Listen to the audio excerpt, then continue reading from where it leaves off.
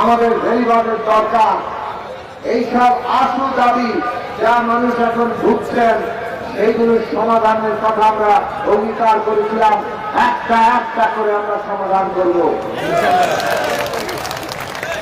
আর আমরা স্বল্প মেয়াদী, মধ্যমেয়াদী, দীর্ঘমেয়াদী অনেকগুলো আমাদের পরিকল্পনার কথা বলেছিলাম। মেঘনা ব্রিজ আমাদের অগ্রাধিকার। আমরা মেঘনা ব্রিজ করার জন্য বর্তমান সরকারের কাছে আমরা তুলে ধরব এবং আমাদের সর্বাত্মক চেষ্টা করব যাতে দ্রুততম সময়ে মেঘনা ব্রিজ আমরা দেখতে পাই।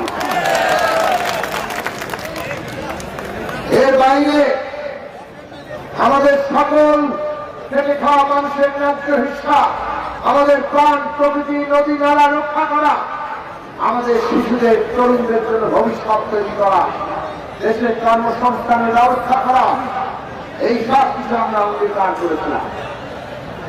জনগণের ভোটে নির্বাচিত বিএনপির নেতৃত্বে যুগপত্র সরকার, মাননীয় প্রধানমন্ত্রী জনাব তারেক রহমান শপথ গ্রহণের পরেই অক্লান্ত পরিশ্রম করছেন কিভাবে তিনি তার নির্বাচনী অঙ্গীকার পূরণ করবেন। আপনারা শুনেছেন ফ্যামিলি কার্ড, কৃষি কার্ড, 10,000 টাকা সুদ সহ কৃষি ঋণ মওকুফ, ইমাম সাহেব, অন্যান্য ধর্মাবলম্বীদের পুরোহিতদের জন্য ভাতার ব্যবস্থা, সবগুলো ইতিমধ্যে এত দ্রুত কাজের মধ্যে তারা সরকার ঢুকছেন যে পাইলট আকারে প্রত্যেকটির বাস্তবায়ন দ্রুততম সময়ের মধ্যে শুরু হচ্ছে। এই যে আজকে আমাদের সরকার মাননীয় প্রধানমন্ত্রীর নেতৃত্বে তার নির্বাচনী অঙ্গীকার পূরণ করার জন্য দিন রাত কাজ করছেন, আমাদের সকলকে বাঞ্ছারামপুরে যে আরো বিশেষ কিছু নির্বাচনী অঙ্গীকার আছে সেগুলো পূরণ করার জন্য সবাইকে মিলে দিন রাত কাজ করতে হবে।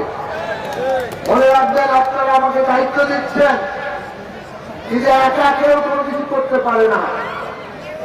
সমস্ত মানুষের জনগণের অংশগ্রহণের ভিত্তিতে যখন একটা কাজ হয় সেই কাজটাই সফলভাবে সম্পন্ন হয়। আপনি নিরাপদ বাঞ্ছারামপুর করতে গেলে শিশুদের জন্য নিরাপদ, নারীদের জন্য নিরাপদ, তরুণদের জন্য নিরাপদ, মাদকাসক্ত থেকে তাদের রক্ষা করতে হলে সন্ত্রাস, রাজনৈতিক হানাহানি, খুনোখুনি থেকে